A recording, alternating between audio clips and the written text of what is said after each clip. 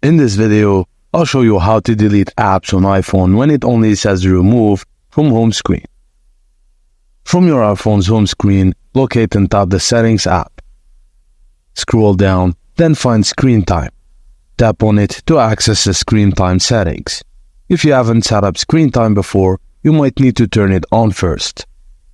Within the Screen Time menu, scroll and select Content and Privacy. If this feature is off, tap on it to enable it by toggling the switch at the top grid. Under Content and Privacy Restrictions, you will find several options. Tap on iTunes and App Store purchases.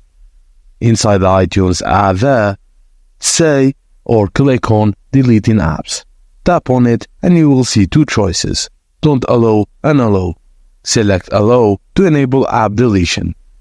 Exit the Settings app and you should now be able to delete apps directly from your home screen.